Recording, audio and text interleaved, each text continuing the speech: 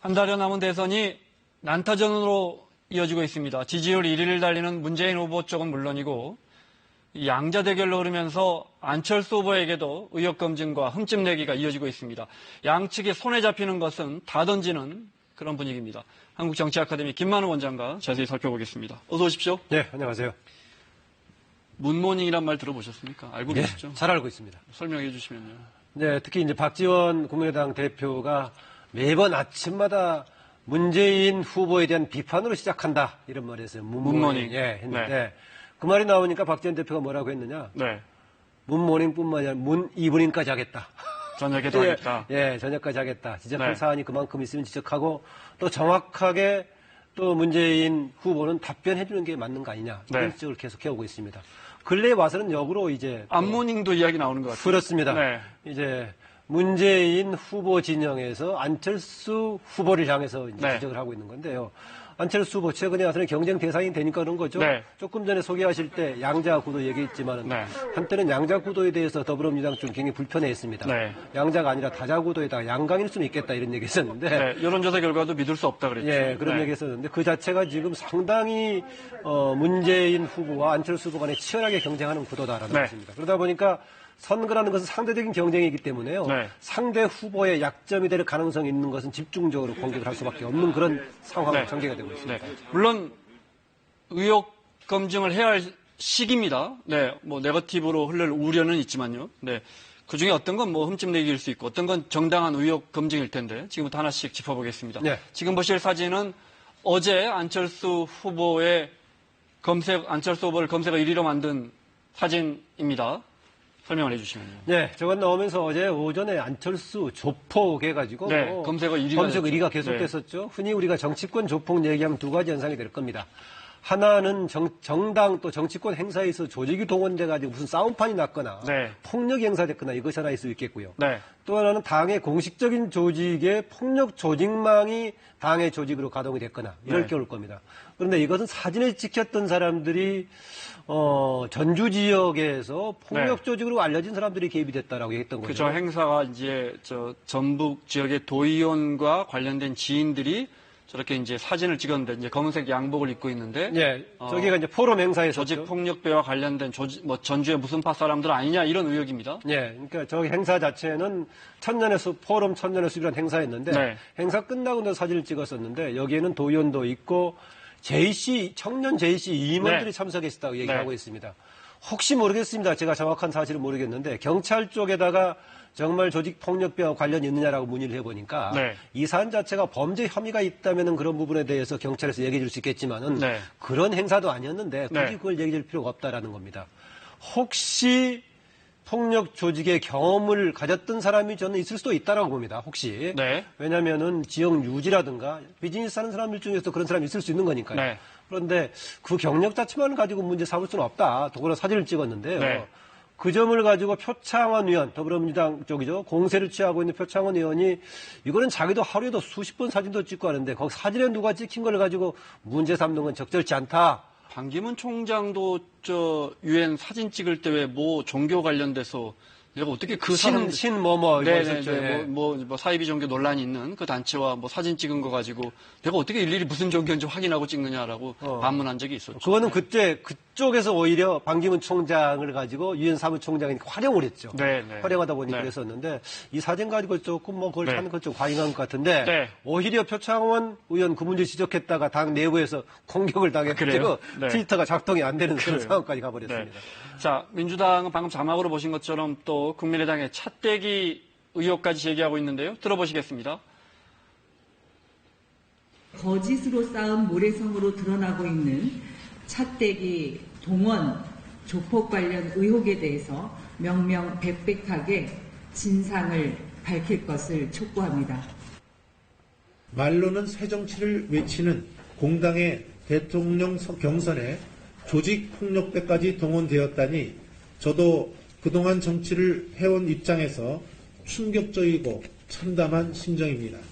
어르신 강연 행사에 왜 조직폭력배가 동원되었다는 것입니까? 그러니까 조직폭력배 등 조직적으로 당원들이 동원됐다는 건데 해명 들어보시죠. 뭐 제가 조폭하고 관련이 있겠습니까?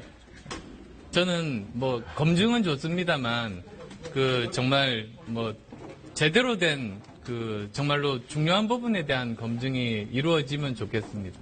저는 모릅니다. 제가 조폭하고 관련이 있을 리가 없지 않습니까? 네, 뭐 조폭 관련 부분 조금 전에 얘기했었고요. 직접 무슨 조직이라든가 폭력 네. 사태가 났거나 그런 상황은 아니니까 사진 찍은 그 J씨 임원, 청년 임원들이라고 하는 사람에 대해서 뭐 그럴 소지가 있는 부분이 있을 수 있다라는 것인데 그것에 대해서는 오히려 J씨 중앙회장이 반박하는 성명서를 냈어요. 네. 뭐 참고해 볼 필요가 있겠고요. 다만 지금 나왔던 차떼기 논란 부분은 조금 논란의 소지가 충분히 있어 보입니다. 네. 뭐냐면은 당 내부의 경선 과정에서 사람들이 많이 하는데 네. 과거에도 현장에 참석해서 경선을 벌일 경우에는 그렇게 차로 동원하는 양상이 문제가 된다라고 됐지 않습니까? 네.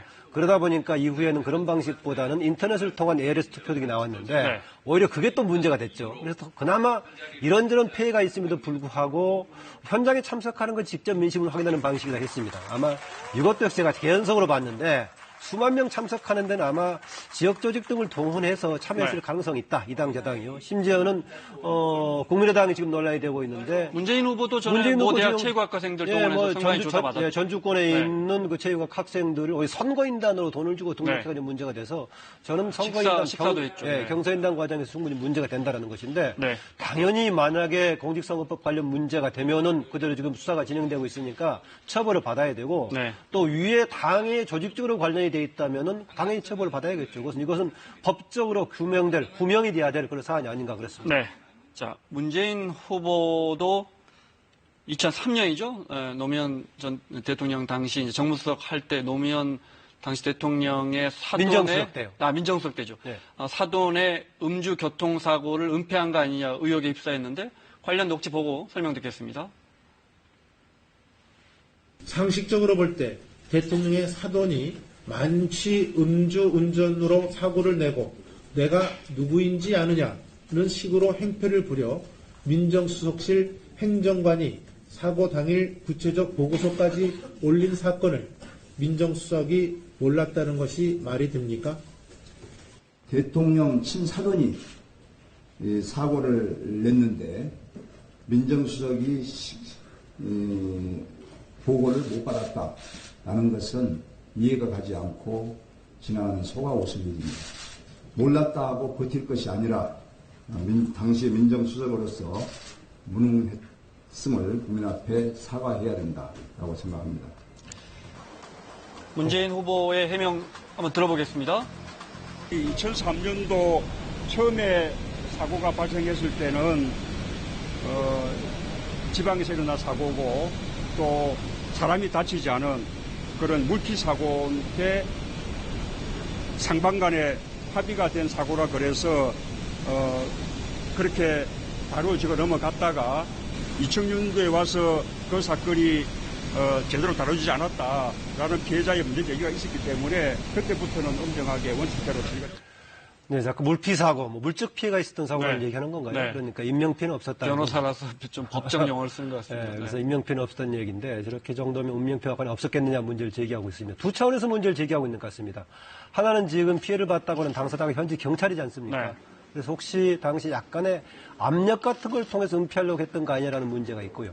그다음 해명 과정에서 당시 민정수석이 이 문제를 몰랐다고 하다 보니까 과연 몰랐느냐 네. 이 두 개를 문제를 제기하고 있는데 당시에 은폐 관련해서는 당사자인 현지 경찰관이 증언 확인을 통해서 확인해보고 볼 수 있는 부분인데 네. 과연 당시의 민정수석이었던 지금 문재인 후보가 알았느냐 몰랐느냐 이 문제는 확인할 수 있을지 그런 네. 사안인지는 모르겠습니다. 당시 비서관은 덮자 이랬다는 증언이 나왔죠. 네. 그것이 이제 물론 당시 민정수석에 보고됐는지는 아직 확인하기는 어렵고. 그래서 공세를 취하는 쪽은 당시 네. 그런 문제를 취급했던 것이 현재 박근혜 정부에서 우병우 전 민정수석의 역할을 빗대가지고 공세를 취하고 있는데 네. 그 정도까지 확산될 수 있는 사안인지 아닌지 조금 더 판별은 필요한 것 같습니다. 네. 이런저런 의혹 제기가 많다 보니까 이제 3D 프린터를 어떻게 3D 우리말로 읽느냐 이런 공방까지 이어졌는데 그건 어떻게 보십니까? 참 흥미있는 논란인데요. 네. 그 3자로 써져 있는 것을 3로 읽나 3으로 읽나 마찬가지 문재인 후보가요? 아닌데 네. 문재인 후보 쪽은 그렇게 얘기하고 있죠. 밖으로 공식적인 문제를 제기했던 쪽은 김종인 후보가 출마하는 과정 속에서 했던 거 아니겠습니까? 네. 그런데 확실하게 지금 우리가 3D라고 했을 경우에는 뭐 더티, 디피컬트 나오고 데인저러스 나오는 좀 험한 일 할 때 3D 할 네. 때는 3D라고 쓰는데 지금 얘기하는 뭐 3D 프린터라든가 3D 영화라든가 이런 거 할 때는 3D라고 사실 별로 부르지는 않습니다. 그래서 네. 익숙지 않는 용어를 쓴 것은 좀 분명한데 그러다 보니까는 지금 4차 산업 관련해서 얘기를 지금 정책으로 내세우고 있는데 네. 그런 그 3D라는 용어도 익숙하지 않은 사람 뭐냐라는 공세도 취하고 있는데 네. 굳이 꼭 3D만 되느냐라는 항변보다는 제가 보기에 3D 정도는 조금 아는 게 좀 맞지 않느냐 이쪽 해명이 적절해 보이는 쪽이 아닌가 그렇습니다. 당사자들의 이야기 들어보시죠. 3D, 3D 논란 들어보시겠습니다. 4차 산업혁명은 일자리 혁명의 기회입니다. 우리의 IT 경쟁력을 바탕으로 전기차, 자율주행차, 신재생 에너지, 3D 프린트, 또 인공지능, 산업, 로봇 등 신성장 산업을 적극 육성하겠습니다. 네, 이러면서 이제 지난달 30일입니다.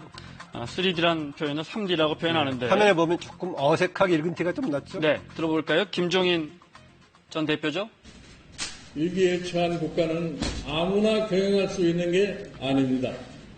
3D 프린터를 3D 프린터라고 읽는 사람이 할 수 있는 일이 아닙니다.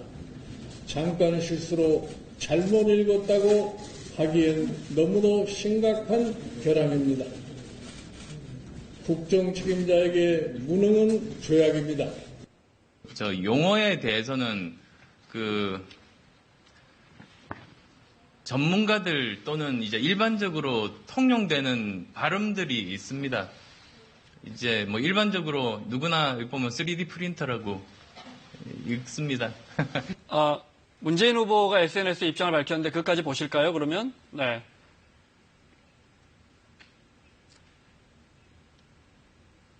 자, 우리가 무슨 홍길동입니까? 3을 3이라고 읽지 못하고 3라고 꼭 영어 표현해야 하느냐 뭐 이렇게 반박했는데 이렇게까지 커지는 문제인가 싶기도 하고요. 어떻게 보십니까? 근데 그때는 조금 순간적으로 잘못 읽었다라고 하는 게 맞지 않나 봅니다. 왜냐하면은 우리가 3D라고 했을 경우에는 아까 제가 말씀드렸던 그 더티, 뭐 데인저러스, 뭐 디피컬트 나온 다른 쪽을 얘기하는 거니까요. 네. 이렇게 나오다 보니까 만약에 HOT를 그냥 읽어서 핫이라고 읽는 게 만약 맞느냐 뭐 이런 얘기가 나오고 있습니다. 연예인들 뭐 그런 실수하면 또 뭐 오르내리긴 하죠. 네. 간혹은 우리가 한글로 같이 섞어 쓰는 경우도 있죠. 뭐 G7 뭐 있고 G20으로 읽기도 하고 G20. 그렇군요. 가끔 네. 그렇게 하는 경우도 하는데 네. 이것은 프린터 뭐 영화 이것은 3D로 읽는 게 맞지 않나 좀 그렇습니다. 네. 더 일상화된 용어가 됐으니까. 자, 여기까지는 어떻게 보면 주변인들의 문제 또는 어떻게 보면 해프닝 이렇게 볼 수 있는데 이제 지금부터 나오는 의혹들, 가족 관련 의혹들이 나오면 이게 이야기가 무거워지고 복잡해집니다.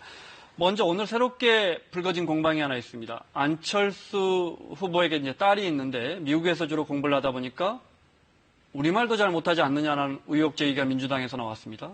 보겠습니다. 딸에게 한국말도 한국사도 제대로 가르치지 않은 채 자녀를 조기 유학 보낸 경험밖에 없는 후보가 우리나라 교육개혁을 말할 자격이 있습니까? 대한민국의 대통령이 되겠다는 분이 자기 자녀는 조기 유학을 보내놓고 우리나라 교육제도를 개혁하겠다고 한다면 자, 형세를 보면 지금 딸 이야기했지만 형세를 보면 민주당도 이제 안 되겠다. 우리도 공격 시작해야겠다. 이런 분위기입니다. 당연하죠. 그동안에는 선두를 아주 압도적으로 문재인 네. 후보가 달리고 있었기 때문에 주로 이제 검증과 공격의 대상이었는데 현재 새롭게 이제 선두권으로 같이 떠오른 안철수 후보도 그런 검증의 대상이 될 수밖에 없을 네. 겁니다. 저 부분도 2012년에 이제 가족관계 얘기하다 나왔었죠. 네. 예, 딸을 지난 5년간 나오나요? 예, 딸을 네. 미국에서 학교를 보냈느냐라고 얘기하니까 네. 뒤늦게 미국 유학 가서 그쪽에서 크는 과정에서 컸었는데 보니까 이미 한국사도 조금 모르는 상황이 되고 한국의 교육을 시키기는 어려운 환경이 됐다. 미국에 시키는 게 낫겠다. 이렇게 설명을 했었는데요. 우리 국민의 정서상 봤을 때 국내 교육개혁을 내걸고 있는 대통령으로서 자기 딸은 미국에서 교육을 시키면서 살면 좀 적당하냐? 네. 라면 충분히 감성적으로는 좀 비판의 소지가 있어 보이는 그런 주제이긴 합니다. 유리하게 작용할 요소 같지는 않습니다. 네. 네. 여기에 이제 김미경 교수, 이제 서울대 의대 동창이죠. 카이스트 의과학대학원 교수를 하다가 서울대 의대 교수로 임용되는 과정에서 혹시 안철수 당시 이제 안철수 교수가 그때 이제 뭐 스타트업에서 큰 성공을 이뤘기 때문에 네. 융합 대학원장으로 영입하려고 하면서 이른바 1+1 아내까지 교수로 임명해 줄 테니까 우리 서울대로 오세요 한 거 아니냐 이 의혹이 또 불거졌습니다. 네, 2010년에 아주 상당히 심하게 논란이 됐었죠. 네. 우선 안철수 대학원장 자체부터 과연 학술적인 기반이 얼마나 있느냐. 네, 안 후보의 부인 김미경 교수인데요. 네. 네, 그래서 이제 김미경 교수가 동시에 이제 서울대 교수가 됐던 것에 대해서 서울의대 교수가 된 거죠. 네. 그랬었는데 다른 학술적인 업적이었는데 어떻게 갔느냐라는 건데 안철수 당시의 대학원장에 대해서는 꼭 학술적인 차원뿐만이 아니라 사회적인 다른 관련 업적이 있기 때문에 당연히 가능하다라는 것인데 네. 그 힘을 이용해서 안철수 현 후보의 힘을 이용해서 부인까지 끼업한 것 아니냐라는 네. 것인데 어쨌든 간 이것은 자격 논란이죠, 자격 논란. 서울대학에서 받아서 판단한 것이기 때문에 제3자가 딱히 뭐라고 할 수 없지만은 정황적으로 봤을 때는 안철수 당시의 대학원장의 영향력을 약간 덕을 본 거 아닌가라는 충분히 짐작은 좀 갑니다. 물론 뭐 무슨 근거 자료가 있거나 이런 건 아니죠. 그렇습니다. 네. 어쨌든 간에 그냥 비공식적으로 간 게 아니라 네. 심사 과정을 거쳐서 갔기 때문에 네. 서울대 심사 과정에서 판단하긴 했겠죠. 하지만 이제 원장님 말씀은 충분히 개연성은 있다 이 말씀이신 거죠. 그렇습니다. 네. 왜냐하면 기존의 학술적인 업적을 토대로 간 것이 아니고 네. 안철수라는 사회적인 영향력을 토대로 지금 대학 교수가 된 것이기 때문에 부인도 같이 거기에 좀 힘을 받은 거 아니냐 이런 짐작은 좀 갑니다. 네. 자, 여기 이제 문재인 후보의 아들 고용정보원 채용 논란은 사그러들질 않습니다. 오히려 그렇습니다. 커지는 그런 분위기입니다. 오늘 선관위가 이 문준용 씨 채용 관련해서 고용정보원에 자료 제출 요구했다는 사실이 확인됐습니다. 네, 그렇습니다. 그거는 이제 하태경 의원이 바른정당 네. 하태경 의원이 그동안에 선관위에서 이 관련 논의에 대해서 허위 사실이다 해가지고 마치 면죄 준 것처럼 얘기하는 것인데 네. 사실이 그게 아니다라고 하태경 의원이 지적을 했었죠. 그리고 선관위에서 정확하게 이 사안에 대해서 판단 근거를 내놔라라고 얘기하니까 선관위가 조금 더 정밀 조사에 들어간 것 같습니다. 네. 그동안에 아들 취업 특혜 취업 논란 관련해서는 여러 군데 언론기관들에서 팩트 체크를 했었는데 네. 완결이 좀 되지가 않았습니다. 네. 이런 부분은 충분히 조금 의혹의 소지가 있다 나와가지고 아직도 논의가 계속될 소지가 있어 말씀하신 보입니다. 것처럼 분명하게 어떤 의혹, 조작 이런 것이 드러나지도 않았지만 당시에 이런 것이 없었다고도 분명하게 드러나지는 않습니다. 예를 들어 그렇습니다. 고용부도 당시에 감사를 하긴 했지만 그래서 당시 조작은 없었다고 밝혔지만 또 덧붙인 걸 봤더니 그 제도가 좀 허술하다, 개선해라 이렇게 권고했더군요. 당시 권고했고 고용부도. 거기에 네. 따른 뭐 징계 비슷한 걸 받기도 했었고 네. 이런 가지 과정이 있어서 문제되고 있는데 네.